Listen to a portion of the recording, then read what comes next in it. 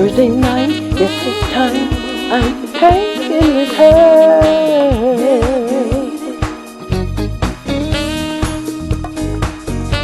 I'm hanging with her.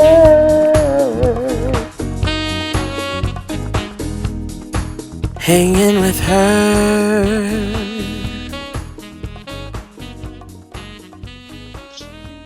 Well, hello everyone, and welcome to this new quarantine-inspired show called Hangin' with Her. It's a time where we'll hang out and have candid conversations with some of my valued friends. And today I welcome a good friend who is an upcoming 2020 graduate of Faith Christian School. And he's signed a scholarship to play quarterback at the University of Iowa. My good friend and student athlete, Deuce Hogan. How you doing, Deuce? I'm good. Doing good. I see you're in your car, and looks like you might be on a little trip, huh? A little short trip. Yes, sir.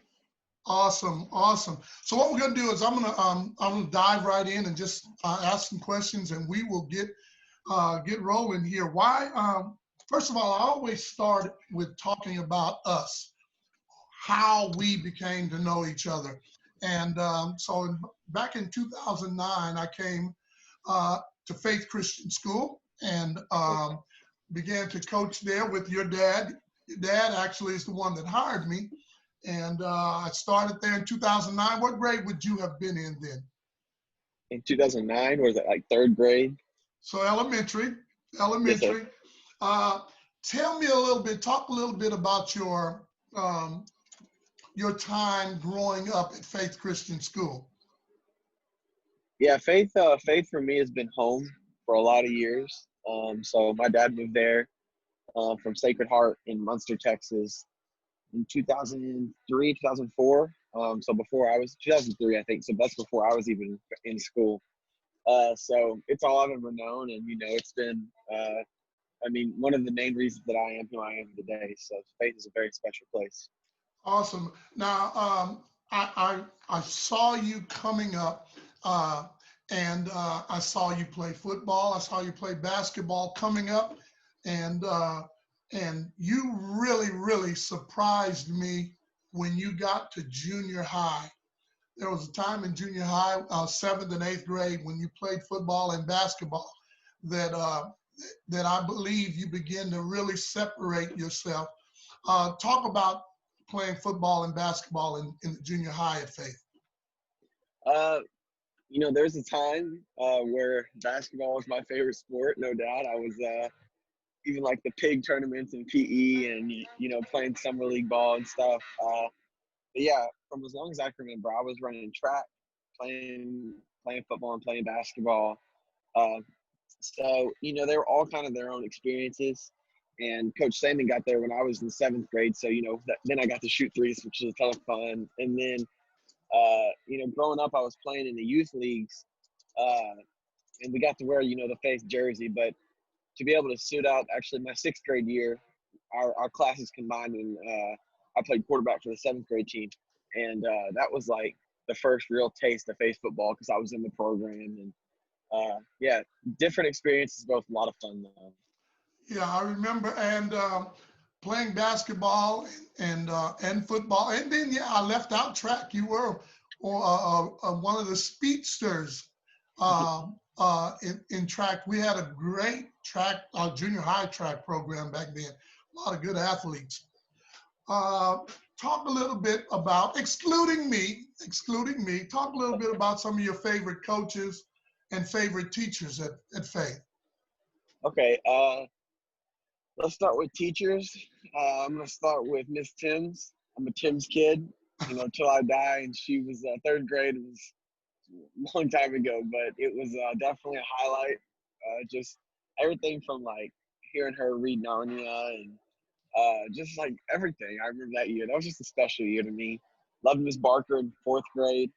And in high school, when it comes to teachers, my first guy that comes to mind is Mr. Wright.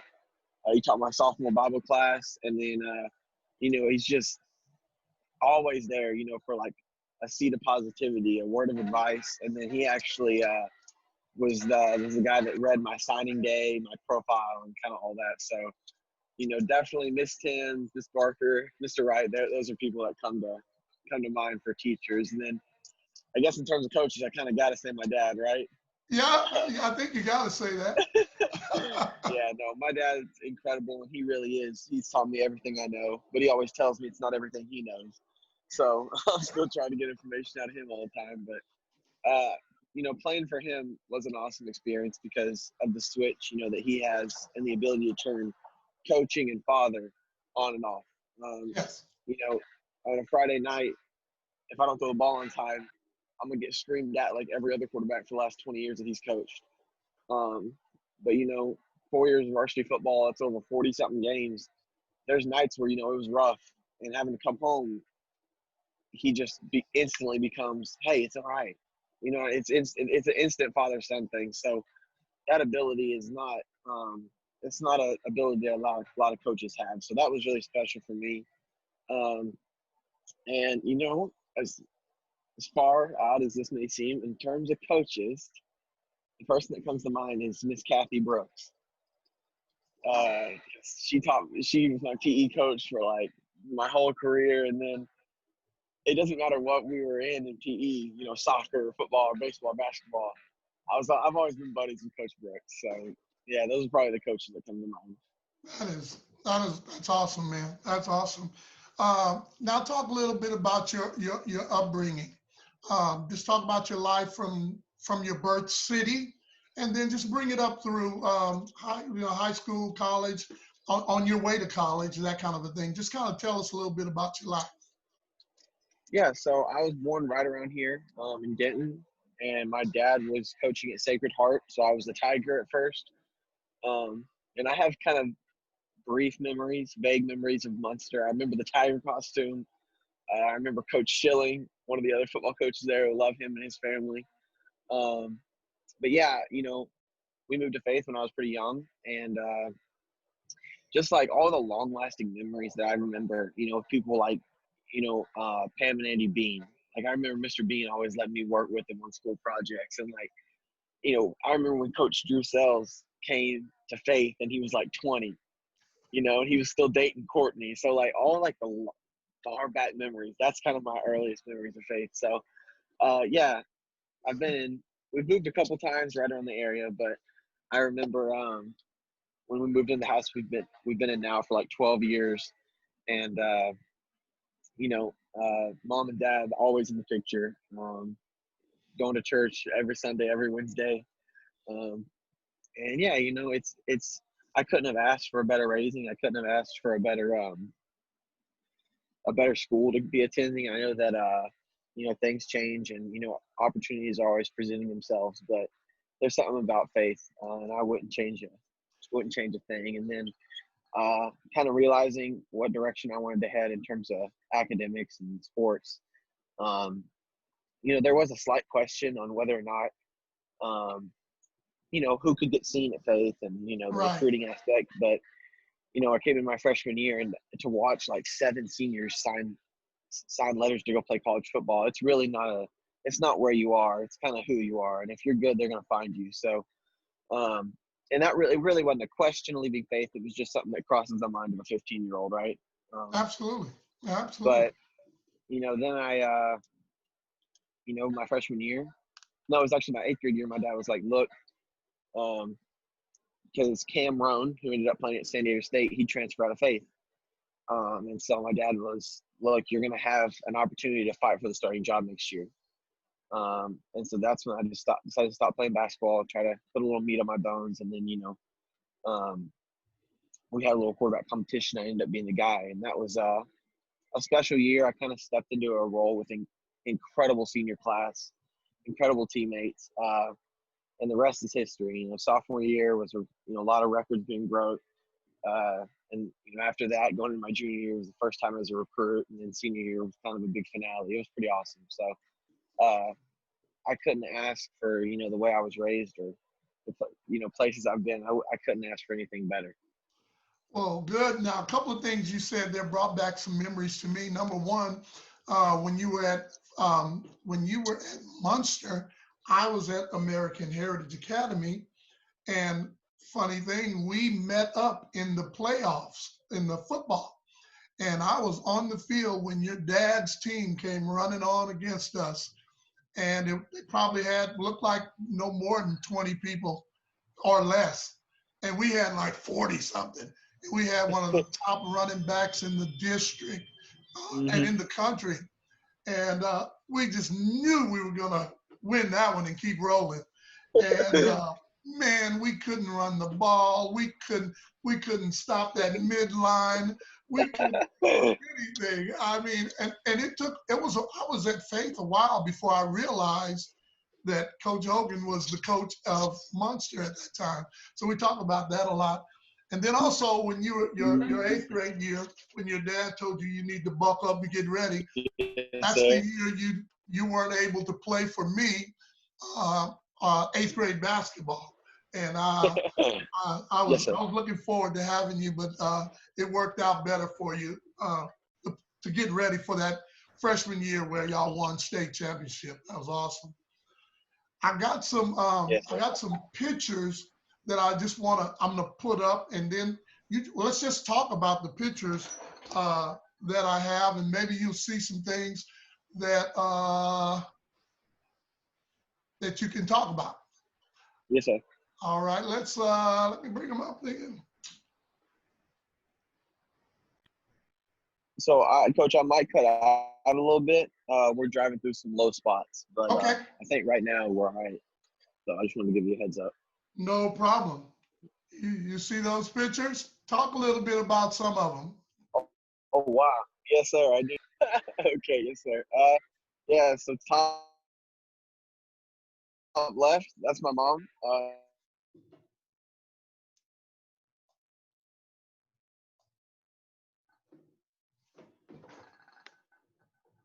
My best friend. She's the biggest blessing is that everything you could possibly ever need is built in. My dad is, such a leadership and, mentor for me. My mom is my biggest fan. My siblings are my best friends. So, all of that is just family that I couldn't trade for the world. The next picture is me and my dad, my brother, on a hunting trip. And that's a good one. And you can see we're both little bitty, probably shooting guns that are too big, but, that's part of the fun, right? And then the next one looks like, do you know who that is on the swing beside me? Is that my cousins or it's kind of small? I'm not sure who it is, but they look like your dad's holding a couple of guys there, and then the one on the right, is that you and your brother? Which one? Is well, it bottom right? The swimming pool. Yeah, far right bottom. Yeah, that's me and Zeke at Gulf Shores, Alabama. Coach, I don't know how you found these pictures. My gosh. No. So, my family's been going to Gulf Shores, Alabama for as long as I can remember, a lot of years. And I've heard about the trips, and I've always wanted to go to Gulf Shores. One day I'll get there. One day I'll get there. You're invited, Coach. You're invited. But yeah, that's at the resort we stay at. And okay, that's my freshman year. Who's the little boy with the helmet? Oh my gosh. Let me see which one. Okay, the top left. Yes. That's Ariel Fernandez. Okay. Her little brother. Yes, okay. Sir. That's my guy. And this is a lot of different years captured throughout here. Freshman, sophomore, and senior year. I think we have pictured here. So. Yeah, just some of the good days. Good days at Faith Christian School Friday night football is an event, isn't it? Yes, sir. Yes, sir. I mean, the families all show. I mean, it's just they're just anticipating it, and everybody comes out, and it's such a nice. Here's some more Faith pictures. Yep. I see. I see your grandfather up there and your sister. Yep. I see Keyshawn and Preston Steele. Yes. Two solid running backs. Boy, you had two good running backs. Solid, to say the least. Hey, did they have some speed or what? Oh, my gosh. Talk about speed. Yeah. Different genetic code. No. There's your former coach, Sales, who's over at Pantego now. Yes, sir, Coach Sells. I was a baby in that picture. That's my freshman year. Oh, is that freshman year? Yes, sir. Wow. I think that's the year that he went over to Pantego, so he missed Yes, out. sir. Yeah, He so missed out. he loved going, being able to go there, but he hated leaving such a good, solid program. Yeah, that was a hard one. That was a hard one for sure. Okay, these are Yes. more recent. Yeah, bringing them on up. Got I see you and your dad with his Johnny Cash look. I mean, he's got the got the hat on, and he's got the tie, and then there's The trench Jason coat. Witten. Yes, sir. That's Mr. Witten. You've had a really good relationship the last couple of years. So good, and then the game at the stadium. Tell us about that game. Yeah. So that was an All-American game, and I had the opportunity to play in a few, but this one was really the opportunity to wear USA on your chest. So the guy that founded the Adidas All American game, the Under Armour All American. He was the founder of all that, and we're in such an age and a culture where everything is so me oriented. This guy, he gets into these games a couple years and immediately it's turned into how big the names are, and it's always the name on the back of the jersey. And this guy wanted to start something that's reflecting something that he loves. And so it's called the International Bowl, and Okay. really it's an opportunity of a lifetime, and it's you get to wear USA on your chest, and it's the closest thing there is to Olympic football right now. Okay. And he's hoping by like 2024 that there'll be um, that a bigger stage in the process, for the whole Olympic. And so I got the opportunity to play for Team USA, and we played against Panama. We won pretty big over at Cowboys Stadium, and that was my last high school game. And I was awarded with the MVP at the end of the game. So Most that was a valuable special day. player. Yes, sir. Awesome. Amazing. Now let's talk about that. Prom, what a night. Yeah, Uh, that's Miss Peyton Vale. And yes. we've been dating for just almost 2.5 years, but we really met in third grade at Grapevine Faith. And I think my go-to story when I really knew that she was the one is when I got her first attention in Miss Barker's fourth grade class.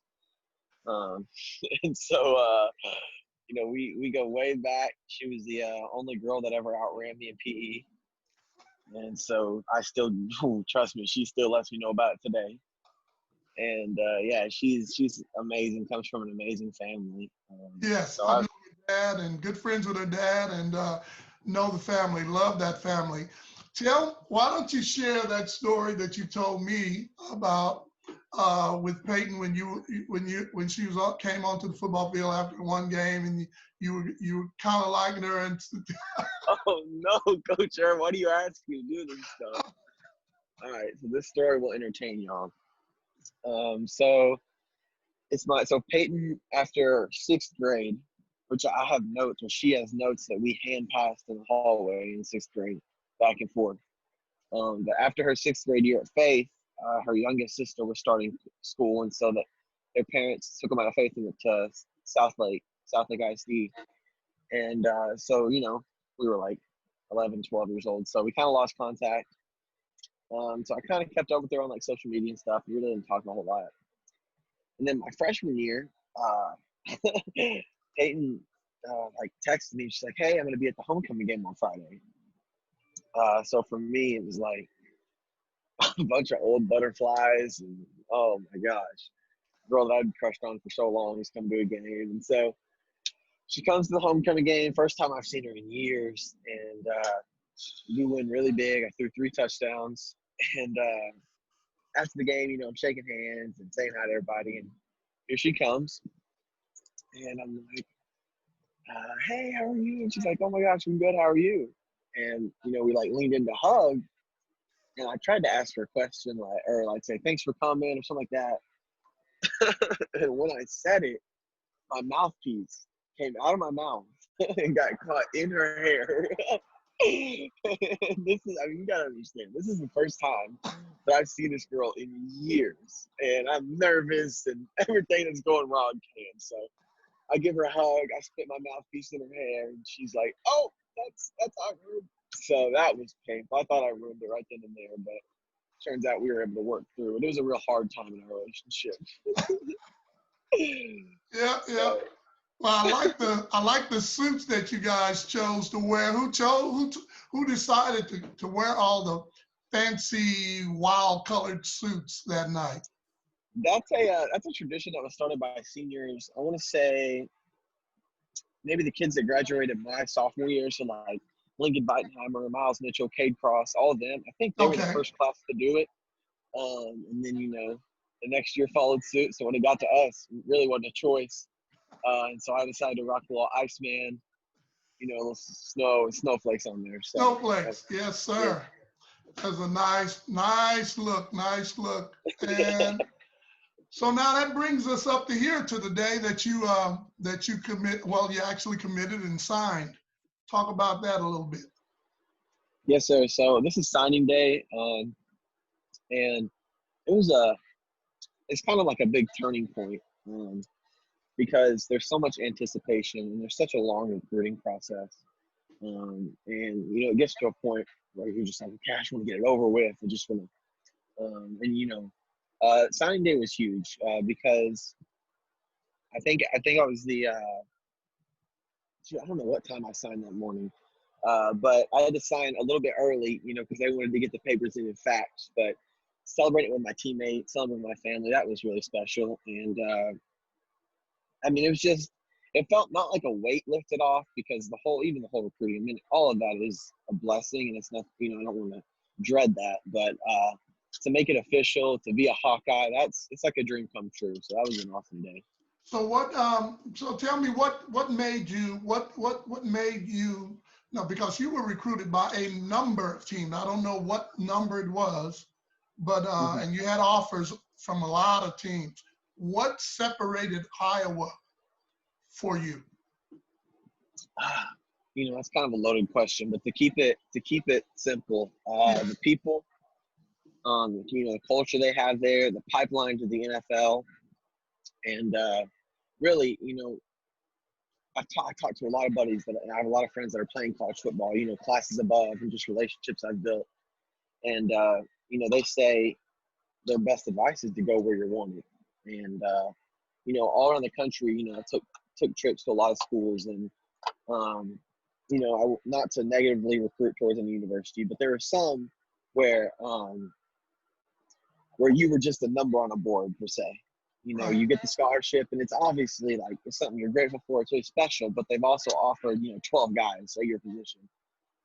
So I went to Iowa, and their pro style offense.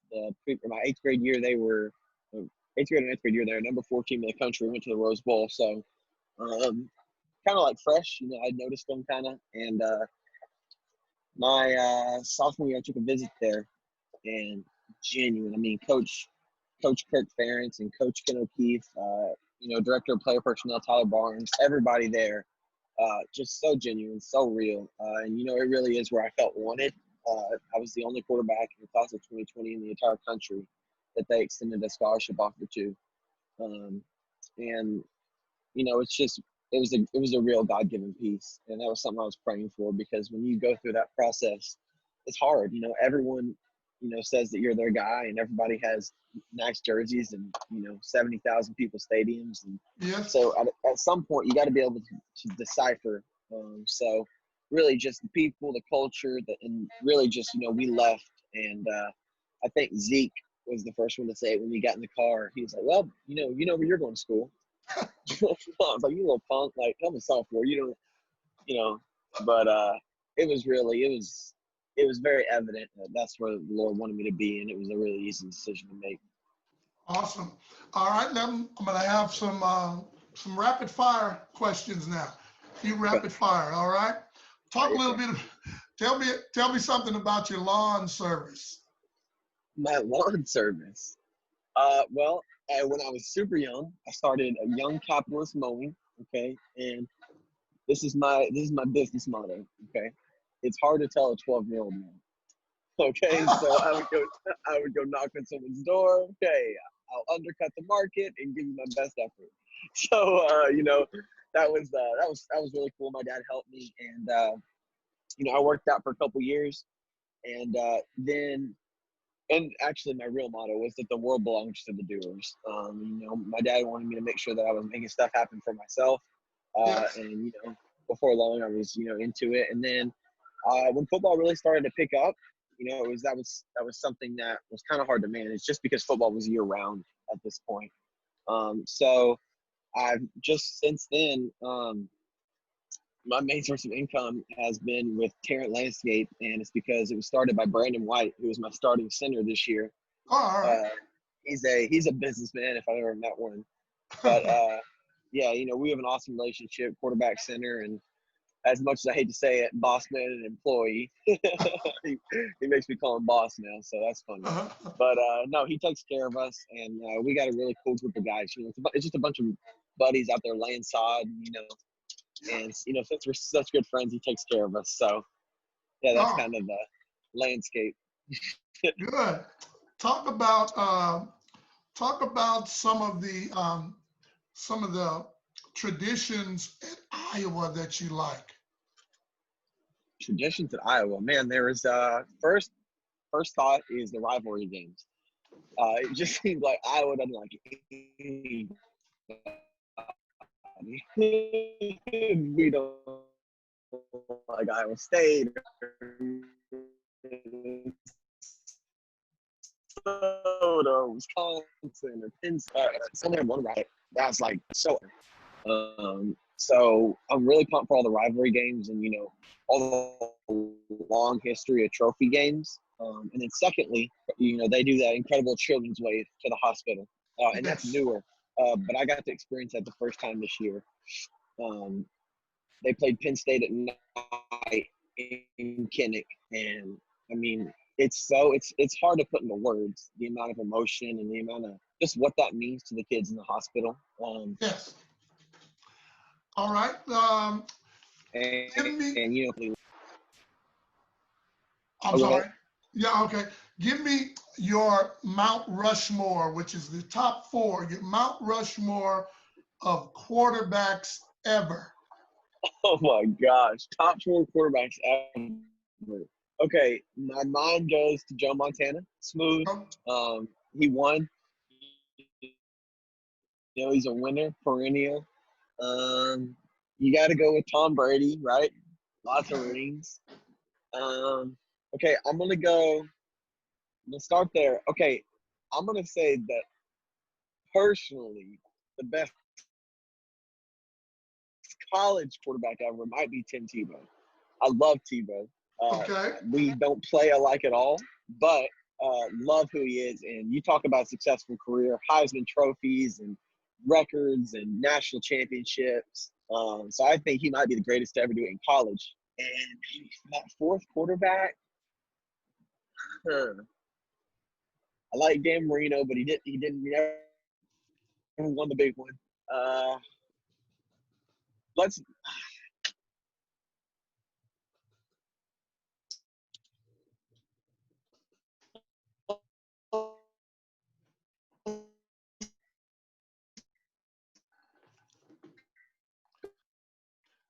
You're breaking up. Did you already say one?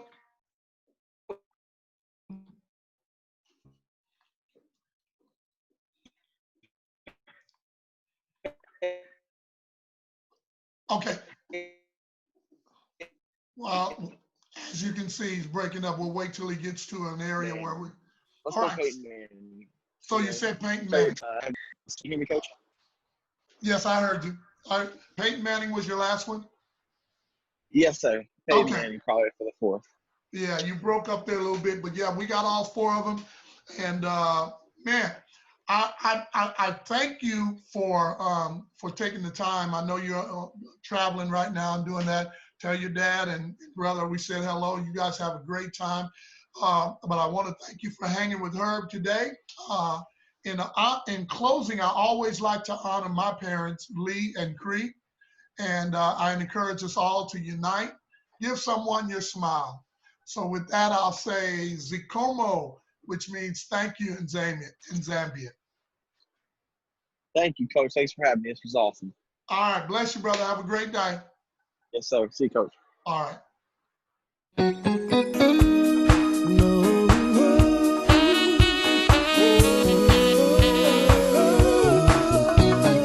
Thursday night, yes, it's time. I'm hanging with her.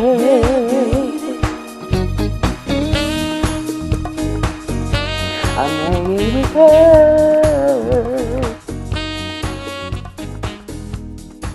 Hanging with her.